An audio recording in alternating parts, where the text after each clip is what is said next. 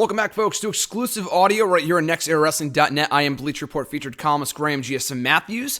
It is not often that we do exclusive audio here for the website. I know we did one with John a couple months ago to wrap up WrestleMania week, but this news is too huge to wait until next Tuesday. It is Wednesday as I record this. I can't wait until Tuesday. I can't even wait until Friday to talk about it in the random video blog for YouTube. I can't wait until WrestleRant Radio on Tuesday. We got to talk about it today. As announced by WWE.com earlier today, as of May 25th, the brand split is back, baby. SmackDown going live July 19th, live on the USA Network on Tuesday nights at 8 o'clock Eastern Time. That, for one thing, was big news. When I read that was the first thing I read this morning when I woke up. No one was talking about it on Twitter. I just saw it on WWE's YouTube channel. They posted a video with Shane and Stephanie talking about SmackDown going live on July 19th. That's big news. People have been, it's funny, someone even mentioned that to me on Monday. People have been petitioning for this for such a while. But on Monday night, I tweeted out, 2 title matches and Money in the Bank qualifiers. Wow, SmackDown is finally starting to mean something again.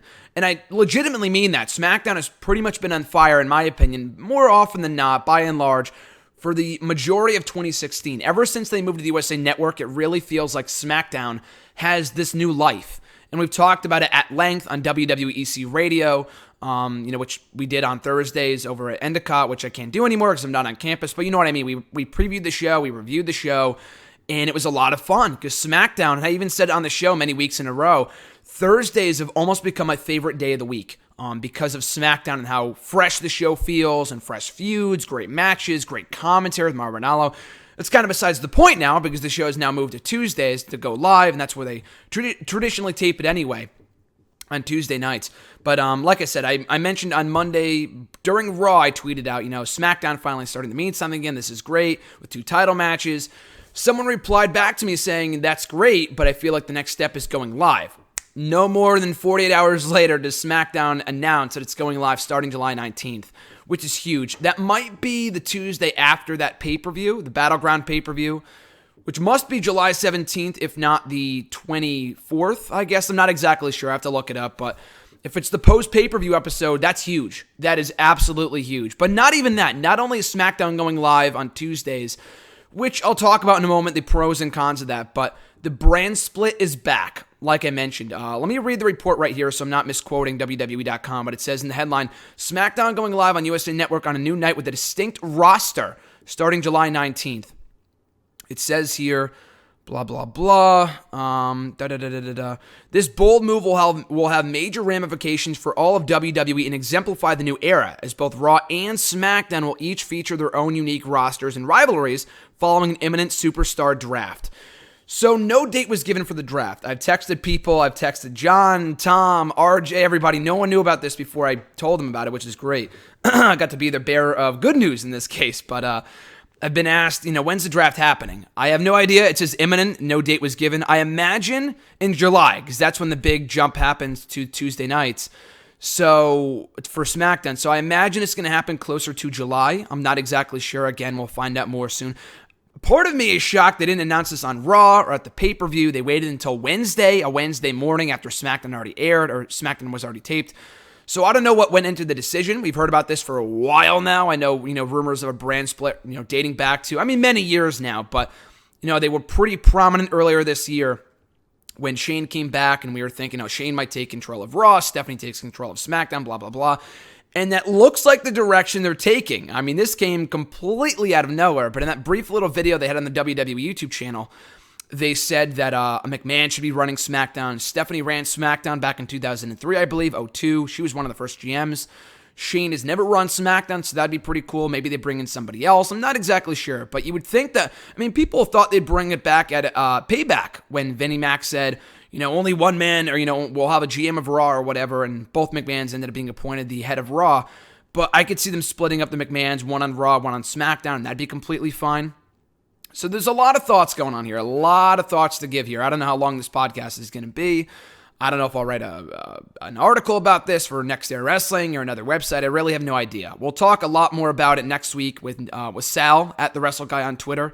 I have him currently slated to appear on next week's show, so we'll talk all about this in a bit more detail. I know he really wants to talk about this in more detail as well. But just for immediate reactions, again, I just stop. I just got finished dancing around my living room. No one's around, so no one's home, so I don't feel like I'm being judged. But now you guys know. But anyway, you didn't see it. I'm just telling you about it.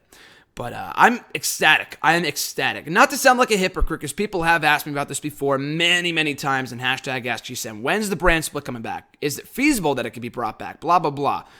So again, I don't want to sound like I'm hypocritical in saying I'm ecstatic about it, and I am very excited about it, but I still do have my qualms, my concerns, my gripes with this.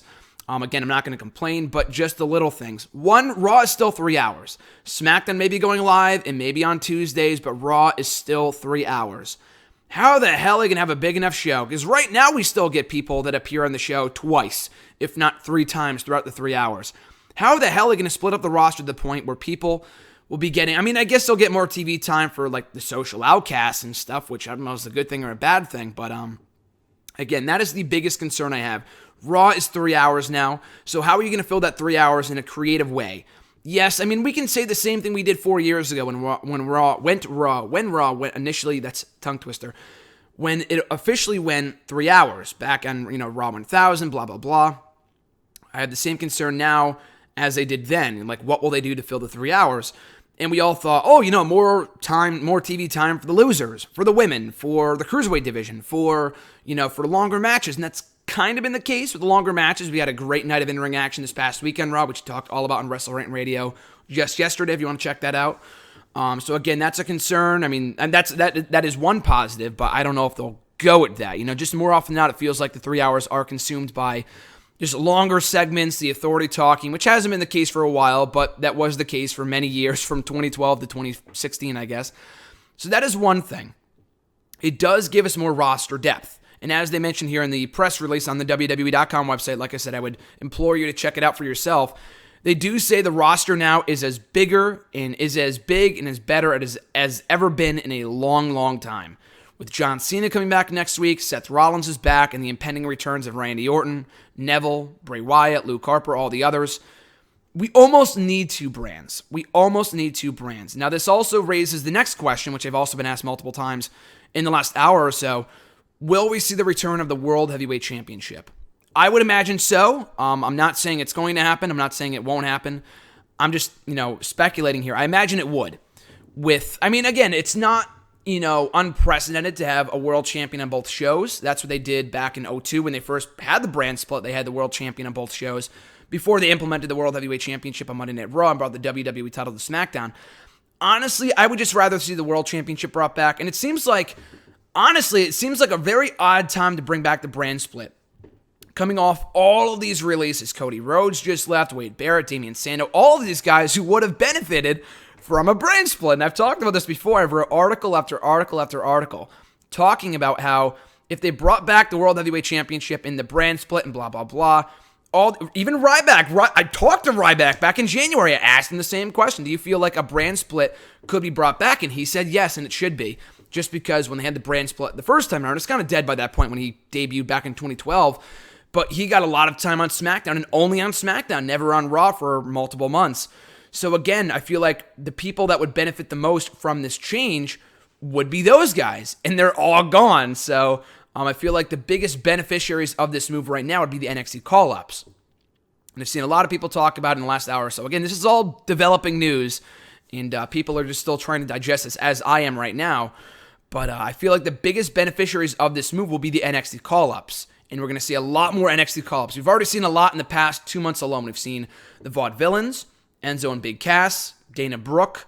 We've seen Apollo Crews, Baron Corbin, not from NXT, but also Luke Gallows and Carl Anderson. I imagine in the next couple months we'll see Bayley. We'll see Finn Balor. I could see them bringing up... I could see them bringing up a whole bunch of people, I guess. I could see them bringing up American Alpha even, the Revival. There's a lot of people that can bring up Carmella from NXT. And it's not like, NXT is going to be depleted of star power. No. They could always, bring in more people to NXT. They always have their homegrown talent people. They just signed a new tag team down there. They're always signing new people. NXT will be just fine. I haven't seen any concern for NXT, nor should there be. NXT will be just fine despite how many people they call up from the brand. NXT will always be, growing new talent, bringing up new names, signing new talent from across the world. They will be just fine. So no worries about NXT. I just worry about Raw being 3 hours and whatever. That is my biggest concern, as I talked about before. Bringing back the World Heavyweight Championship is definitely a possibility. I would like to see that, so I guess we'll see where that goes. But yeah, I love the news. I love the news. I mean, you guys know my thoughts on the brand split. Hopefully, I mean, by this point, I've talked about it at length and how I don't know if it would be feasible right now, and they're bringing it back right now, so it's going to have to be feasible. In WWE's track record of fucking up things that would usually work. I mean, again, I'm skeptical. I'm obviously skeptical about the news, but I'm also very, very excited because I think this, brings up a lot of new opportunities for those younger guys, the quote-unquote new era, which I know a lot of people hate. Not the new era itself, but WWE shoving that term down our throats. I love it. I really do love it. I think it's great. It's really the changing up, the switch up that we need right now in WWE with the landscape being as exciting as it has ever been. With so many things going on right now, with Seth Rollins coming back, like I said, these new era guys, Money in the Bank coming up, and just to add the brand split and the draft, oh my God, I'll talk about the draft in a second, also SmackDown going live, it is just the cherry on top. I think it's great, and I'm really looking forward to it. So like I just mentioned, the draft, which I mentioned earlier might be happening imminently, like it was said on WWE.com. I fucking love the draft. Oh my God, I love the draft. I'm so looking forward to the draft being brought back. Probably the best part about it altogether is the draft being brought back. Now, I have no idea what the format's going to be. It's not like it's going to be Raw and SmackDown guys like it was back in 08, 09, facing each other for a brand split or for a draft pick, whatever, because we don't have current rosters for Raw and SmackDown. So I imagine it's going to be more along the lines of what we saw back in 2002, with Ric Flair and Vince McMahon when they picked their own rosters and stuff. I watched that show back a couple months ago with John. It was not a great show, and the rosters were very, very, not even evenly distributed. So hopefully we get something a little better than that when they bring it back this time around 14 years later. But I think it's great. And like I said, I love the draft. The draft was around when I started watching wrestling in 08, so it's kind of that nostalgic feel for me. It was one of the first shows of mine that I ever watched. I mean, I started watching in April of 08, but when it happened on the last day of school for me back in 2008 when Triple H went to SmackDown. You had Batista coming to Raw, all these big draft picks. I thought it was such an exciting night. I love the concept of the draft. And I mean, I wrote a whole article about this a couple months ago. Right after I watched the O2 draft show, I talked about why the draft didn't work. And again, I think if done right, it could work. And this company has so many great ideas that that are great in theory, but aren't great in execution, and I think this draft, I don't want to sound pessimistic, but it might be another case of that. Again, time will tell. I don't want to shit on it before it happens. But I think, again, the most exciting aspect of this for me is the draft being brought back. I love the draft in 08. It was one of the most exciting nights for me. When it was brought back in 09, it was in April that year, not in June. But in that year, it was during the course of my April break. So that was even cooler. And it was brought back in 2011 and 2010, and it was just so exciting for me. It was only held 4 times for me as a fan during my time as a fan, and it hasn't been held in over 5 years. But wow, I'm really excited for this. I mean, there's a lot of thoughts running through my mind. That's only really the basis of it. I don't want to go on like an hour-long spiel about the draft and the brand split and Raw and SmackDown and this and that, but this is big fucking news. And like I said, I couldn't wait until Tuesday. I couldn't wait until Friday. I couldn't wait until tomorrow to talk about this. I'm just so excited. Like I said, I just got finished parading around my living room celebrating this news because I am very happy about the draft being brought back and the brand split overall. Again, will it flop? Who knows? I don't want to say like, oh, it's going to be this huge success or it's going to be this massive failure. I don't want to be that guy. I just want to offer my 2 cents on the whole ordeal and be optimistic that WWE could handle this properly. Going into one of the biggest SummerSlams of all time, one of the biggest star-studded SummerSlams of all time with Finn Balor, hopefully, AJ Styles, Brock Lesnar, Seth Rollins, John Cena, Roman Reigns, and so on and so forth. It's going to be a very exciting summer to say the least, which I will be writing an article about, hopefully next week for Hidden Remote. But this summer season for WWE, which is always great, the summer season is always, to me, the most exciting point of the year, even more so than the road to WrestleMania. I will say that right now, and that might be a bold claim, but I love the summer season even more than the road to WrestleMania, because I feel like the road to WrestleMania is very up and down, whereas the summer is always consistently awesome. So again, we'll see how this plays out and what it means for the future of WWE going forward. So on a side note too, thinking about it now, this isn't really kind of related, but not really. WrestleRant Radio, which of course, as you guys know, if you're listening to this bonus podcast right now, if you haven't listened to WrestleRant Radio, please do so. I appreciate all the support on the show. Got some kind words in the show yesterday, so I appreciate that. But the show airs, or not airs, but it goes up every single Tuesday. We don't do it live anymore. It's like the reverse opposite of SmackDown. I used to do it live. I don't do it live anymore, which is fine. I think making it live is a lot harder than just doing it in podcast form in the afternoon and then putting it up on Tuesday afternoons, Tuesday evenings, whatever. So upon this news that SmackDown's going to Thursday, or rather to Tuesday nights live, I don't know what this means for WrestleRant Radio. I feel like it'd just be a lot easier if I had the show on Thursdays now or Wednesdays after pay-per-views, Raw, and SmackDown, with SmackDown starting to mean something again. I feel like it'd be a lot easier if I just talked about, everything in one podcast and not split it up into two separate podcasts. And I was just talking to Tom, WWE Radio. We might be moving it to Wednesdays to do a SmackDown post-show, NXT pre-show. Kind of the reverse of what we did, before we went off on hiatus. We did an NXT pre-show, or an NXT post-show, SmackDown pre-show. Now it might be the other way around. For WrestleRant Radio, I feel like it'd just be a lot easier if I did it on Thursdays. I'll let you guys know. I guess we won't really find out until SmackDown. It's like 2 months away, so we got time. But I feel like it might be easier to move the show to Thursday so I could talk about Raw and NXT, SmackDown, the pay-per-views, and everything else, as opposed to doing it on Tuesdays. I mean, I can't do it Tuesday nights anyway because SmackDown's going to be on live, and I don't want to miss that. And even if it was taped, I wouldn't miss it. You know what I mean? That's just me. So we'll see. I'll let you guys know more about that as SmackDown, comes around 2 Tuesday nights in July. So that should be very, very exciting. So, like I said, guys, it's going to be a very blockbuster summer, to say the least, here in WWE. I will be at SummerSlam, so I'm looking forward to seeing how this shapes up the SummerSlam card and all the call-ups we're bound to get in the weeks to come. And also Money in the Bank, which we talked all about on Tuesday on WrestleRant Radio. Like I said, cheap plug, check out the podcast. Discussed the entire Extreme Rules pay-per-view in depth. For an on-set report, RJ and I were there. We had a great time there, had a great time talking about it, so check out the episode. We also reviewed Raw, talked about Cody Rhodes and Adam Rose leaving WWE. Eden was just released from WWE yesterday. She requested a release, and she's gone now too. So a very monumental, newsworthy week in the world of wrestling, specifically WWE this past week, and I'm looking forward to seeing what the summer holds for us WWE fans and just wrestling on the whole. So on that note, guys, thank you for watching, or rather listening to this exclusive audio right here on Next Era Wrestling. If you haven't done so already, be sure to check out the rest of the website. My Raw reviews, SmackDown reviews, the Lucha Underground, NXT, Ring of Honor, Main Event Superstars, and everything else in between Impact Wrestling, which was last night as well. All the exclusive articles from RJ, John, and myself right here on the website.